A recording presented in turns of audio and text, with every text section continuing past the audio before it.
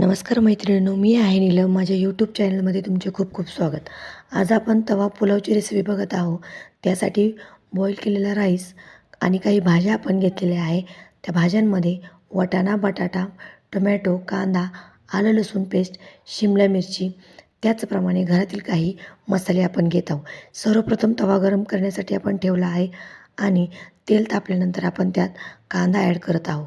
कांदा चांगला परतल्यानंतर हळूहळू आपण भाज्या त्यात करणार आहोत. कांदा व त्याचबरोबर सर्व भाज्या चांगल्या प्रकारे परतून घ्यायच्या आहे.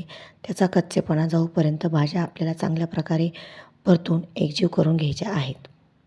व्हिडिओमध्ये बघू शकता की कांदा व सर्व भाज्या चांगल्या प्रकारे परतल्या जात आहेत. त्याचप्रमाणे त्यानंतर आपण सुके मसाले घातलेले आहेत आणि बॉईल केलेला राईस आपण त्यावर घालत आहोत. सगळं आपल्याला एकजीव करून घ्यायचे आहे. तवा पुलाव करताना आपण त्यात पावभाजी मसाला ॲड केल्यानंतर त्या तवा पुलावची चव अप्रतिम येते. त्यामुळे पावभाजी मसाला हा ॲड करूनच तवा पुलाव करायचा आहे. अनेक प्रकारच्या भाज्या, त्याचप्रमाणे पावभाजी मसाला, घरगुती मसाले आणि बॉईल केलेला राईस असे सर्व काही मिळून तवा पुलाव तयार झालेला आहे. तुम्ही व्हिडिओमध्ये बघू शकता. हे सगळं काही एकजीव करून घेतल्यानंतर तवा पुलावची रेसिपी ही तयार झालेली आहे. तर मुले वेगवेगळ्या प्रकारच्या भाज्या खात नसेल तर अशा प्रकारचा तवा पुलाव करून आपण मुलांना देऊ शकतो.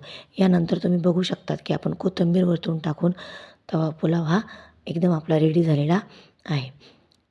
तर मैत्रिणींनो, अशा प्रकारे तवा पुलावची रेसिपी तुम्हाला कशी वाटली नक्की कमेंट करून सांगा आणि व्हिडिओ आवडला असल्यास व्हिडिओला लाईक, सबस्क्राईब जरूर करा.